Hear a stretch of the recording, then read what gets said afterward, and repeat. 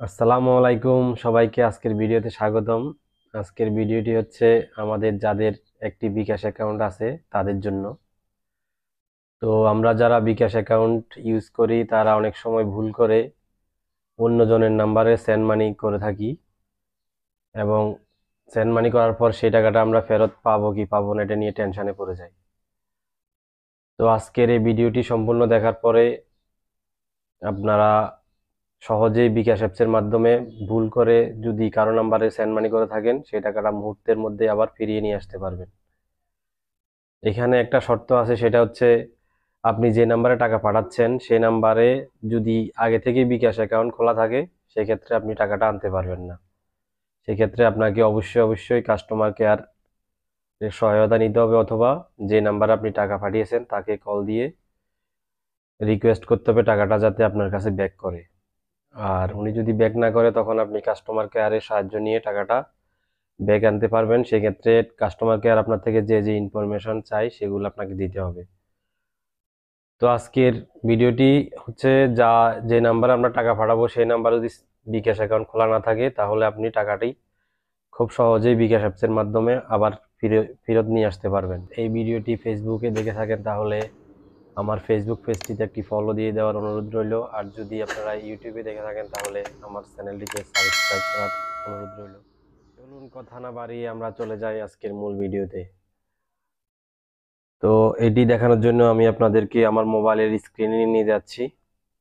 Mobile স্ক্রিনে নিয়ে যাওয়ার পর আপনাদের বোঝানোর সুবিধার্থে আমি আমার বিকাশ অ্যাকাউন্ট খোলা নেই এরকম একটা নাম্বারে প্রথমে সেন্ড মানি করব। এরপর ওই সেন্ড মানিটা আবার কিভাবে ফেরত নিয়ে আসতে হয় সেটা ফেরত এনে আপনাদেরকে দেখাচ্ছি। তো ভিডিওটি না টেনে সম্পূর্ণ দেখানোর অনুরোধ রইল। চলুন আপনাদেরকে নিয়ে যাই আমার মোবাইলের স্ক্রিনে। ওপেন করলাম বিকাশ অ্যাপটি। ওপেন করার পর আমি আমার পিন নাম্বার দিয়ে লগ ইন করে নিলাম। লগ ইন করার পর আমি যে নাম্বারে সেন্ড মানি করব সেন্ড মানি অপশানে ট্যাপ দিলাম। এরপর আমি যে নাম্বারে টাকা পাঠাতে চাই সেই নাম্বারটি এখানে লিখব। তো সেই নাম্বারটি আমি এখানে দিয়ে দিলাম। এখানে নাম্বারটি দেওয়ার পর আমি এখানে কত টাকা পাঠাতে চাই সেটাই এখানে লিখব। তো আমি যেহেতু টাকাটা আবার ফেরত নিয়ে আসব তাই আমি এখানে 200 টাকা পাঠাচ্ছি। টাকার অ্যামাউন্ট লেখার পরে আমি এখান থেকে আবার পিন নাম্বার দিয়ে দিব। পিন নাম্বার দিয়ে দেওয়ার পর আমি এখান থেকে ট্যাপ করে ধরে রাখবো। তো আমার এখানে লেখা দেখাচ্ছে আমার সেন্ড মানি রিকোয়েস্টটি প্রক্রিয়াধীন রয়েছে, অর্থাৎ আমার যে নাম্বারে টাকা পাঠাইছি আমি সেই নাম্বারে বিকাশ অ্যাকাউন্ট খোলা নেই, তাই এই লেখাটি আসছে। আর যদি ওই নাম্বারে বিকাশ অ্যাকাউন্টটি খোলা থাকতো তাহলে লেখা আসতো সাকসেসফুল হয়েছে। তো আমি এখন এই টাকাটি আবার ফেরত আনা আপনাদেরকে দেখাচ্ছি। টাকাটি আমি ফেরত আনার জন্য আবার সেন্ড মানিতে ক্লিক করব।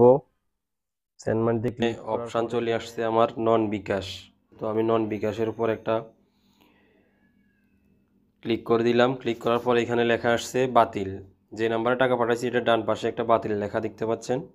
তো আমি এখন বাতিলে ক্লিক করব। বাতিলে ক্লিক করার সাথে সাথে আমার টাকাটি চলে আসবে। এরপরে আমি আপনাদেরকে আমার স্টেটমেন্টে গিয়ে আবার দেখাবো যে টাকাটা ফেরত আসছে কি আসে নাই। তো আমি বাতিলে ক্লিক করলাম। তারপরে এরকম একটা ইন্টারফেস আসবে, এখান থেকে আমি হ্যাঁতে ক্লিক করে দিব। ক্লিক করার পর আমার মোবাইলে এরকম একটা ইন্টারফেস দেখতে পাচ্ছেন। এখানে লেখা আছে এই মুহূর্তে কোনো সেন্ড মানি রিকোয়েস্ট নেই, অর্থাৎ আমার যেই সেন্ড মানিটা আমি পাঠাইছিলাম সেটা আমি আবার ব্যাক নিয়ে আসতে সক্ষম হয়েছি। ওদেরকে আমার স্টেটমেন্টে গিয়ে আবার দেখাচ্ছি আমার টাকাটি ব্যাক আসছে কি আসে নাই। তো সেটার জন্য আমি এই বিকাশ আইকনটাতে ক্লিক করলাম। সেখান থেকে স্টেটমেন্ট চলে গেলাম। স্টেটমেন্টে গিয়ে আমি দেখতে পাচ্ছি আমার এখানে সেন্ড মানি করছিলাম -200 টাকা দেখাচ্ছে। এখানে 200 টাকা আবার রিভার্স করে চলে আসছে, আবার ফেরত চলে আসছে। তো আশা করি আপনারা বুঝতে পেরেছেন। এখন থেকে আপনারা যদি কোনো ভুল নাম্বারে সেন্ড মানি করে থাকেন তাহলে টাকাটা এভাবে খুব সহজে ফেরত নিয়ে আসতে পারবেন। ধন্যবাদ সবাইকে। আবার দেখা হবে পরবর্তী কোনো ভিডিওতে। ততক্ষণ পর্যন্ত ভালো থাকবেন। Bye bye.